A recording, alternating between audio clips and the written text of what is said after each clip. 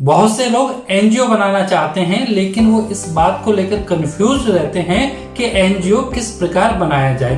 भारत में एनजीओ 3 प्रकार से बनता है, यानी कि 3 एक्ट के अंतर्गत हम एनजीओ बना सकते हैं, जैसे ट्रस्ट एक्ट, सोसाइटी एक्ट और कंपनी एक्ट। आज के इस वीडियो में हम चर्चा करेंगे कि किस एक्ट में एनजीओ बनाने के लिए क्या क्या रिक्वायरमेंट होती है, तीनों एक्ट के अंतर्गत क्या क्या डिफरेंसेस होते हैं एनजीओ बनाने के लिए, और कहां किस तरह हम एनजीओ को अपने रजिस्टर्ड कर सकते हैं।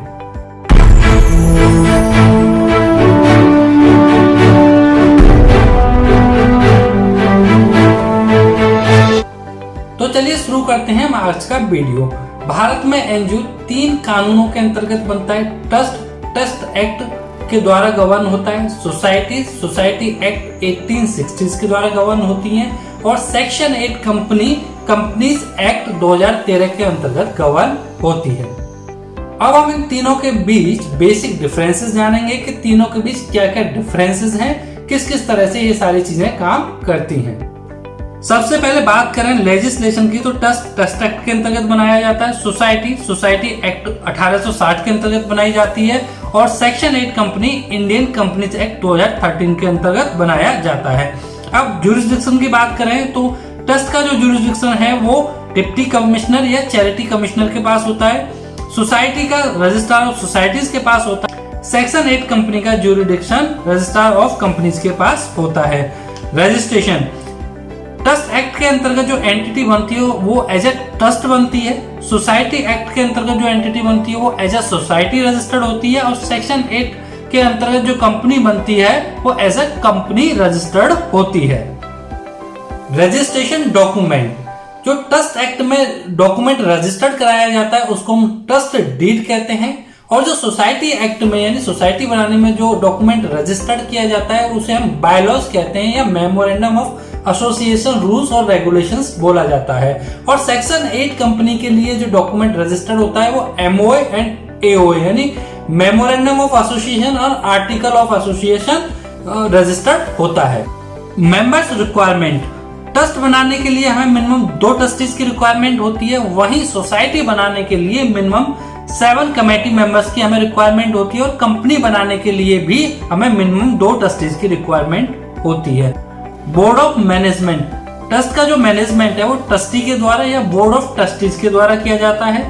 सोसाइटी का जो मैनेजमेंट है वो मैनेजिंग कमेटी या एग्जीक्यूटिव कमेटी के द्वारा किया जाता है, और सेक्शन 8 कंपनी का जो मैनेजमेंट है वो बोर्ड ऑफ डायरेक्टर्स या मैनेजिंग कमेटी के द्वारा किया जाता है। अब बात करते हैं मीटिंग्स के बारे में। ट्रस्ट एक्ट में मीटिंग्स के बारे में ज्यादा कुछ नहीं लिखा हुआ है, तो जो ट्रस्ट डीड में लिखा हुआ उसके अकॉर्डिंग हम मीटिंग करते हैं। सोसाइटी एक्ट में annual meeting as per rules और लॉ जो सोसाइटी एक्ट के दिए हुए उसके अकॉर्डिंग होती है। वहीं सेक्शन 8 कंपनी की बात करें तो बोर्ड मीटिंग और एनुअल मीटिंग इसमें हमें करनी होती है। Mode of succession of board of management, यानी कि जो मैनेजमेंट है उसको किस तरह से दूसरे लोग ले सकते हैं, वो या तो अपॉइंट होके आएंगे या इलेक्शन के द्वारा जो अपनी जनरल बॉडी है उसके मेंबर्स जो इलेक्ट करते हैं वो लोग उसको सक्सीड कर सकते हैं। अब बात करते हैं कंप्लायंस रिक्वायरमेंट के बारे में। ट्रस्ट एक्ट में ऐसी कोई स्टैट्यूटरी डिफाइंड गाइडलाइंस नहीं है जिसको फॉलो ट्रस्ट के द्वारा किया जाना चाहिए, बल्कि ट्रस्ट जो ट्रस्ट डीड में देता है उसी को फॉलो करता है। वहीं अगर सोसाइटी की बात करें तो सोसाइटी को जो उसके मेंबर्स हैं, जो उसकी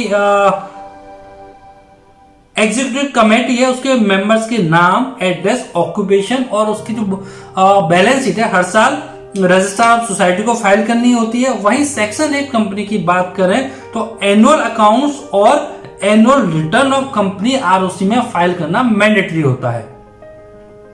अब बात करते हैं ट्रांसपेरेंसी की, तो ट्रस्ट एक्ट में ट्रांसपेरेंसी काफी कम होती है क्योंकि इसको कहीं भी डॉक्यूमेंट्स सबमिट करने के लिए बाउंड नहीं किया गया है। वहीं अगर सोसाइटी की बात करें तो सोसाइटी एक्ट में जो ट्रांसपेरेंसी है वो मीडियम होती है, क्योंकि सोसाइटी को अपने मेंबर्स की लिस्ट को हर साल अपडेट कराना होता है सोसाइटी रजिस्ट्रार के पास, वहीं अपने बैलेंस शीट को उसको सबमिट करना होता है। और वहीं सेक्शन 8 कंपनी की बात करें तो इसमें ट्रांसपेरेंसी हाई होती है, क्योंकि जो सेक्शन 8 कंपनी है उसको अपने एनुअल अकाउंट्स और एनुअल रिटर्न को रजिस्ट्रार ऑफ कंपनी के पास हर साल जमा कराना मैंडेटरी होता है।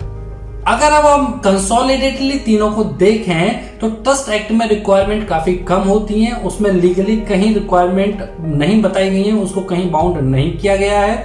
और वहीं सोसाइटी एक्ट में देखें तो ट्रस्ट एक्ट के कंपैरिजन रिक्वायरमेंट्स ज्यादा होती हैं, जैसे उनको एनुअली अपने मेंबर्स की लिस्ट फाइल करनी होती है, बैलेंस शीट फाइल करना होता है। और वहीं कंपनी एक्ट में देखें तो कंपनी को यानी जो सेक्शन 8 कंपनी है उसको अपने एनुअल रिटर्न और एनुअल अकाउंट्स फाइल करने होते, तो वहां स्टैट्यूटरी कंप्लायंसेस थोड़ी ज्यादा होती हैं। तीनों एनजीओज के अपने अपने फायदे हैं, कहीं कंप्लायंसेस कम है, कहीं कंप्लायंसेस ज्यादा है, कहीं ट्रांसपेरेंसी कम है, कहीं ट्रांसपेरेंसी ज्यादा है। आपको किस एक्ट में अपना एनजीओ रजिस्टर्ड कराना है ये आप पर निर्भर करता है। तो आज का वीडियो था हमारा एनजीओ रजिस्ट्रेशन के बारे में कि कौन कौन से एक्ट में हम अपना एनजीओ रजिस्टर्ड करा सकते हैं। उम्मीद करता हूं कि आपको ये वीडियो पसंद आया होगा। वीडियो को लाइक करो, शेयर करो और चैनल को सब्सक्राइब करो। वीडियो देखने के लिए आपका बहुत बहुत धन्यवाद।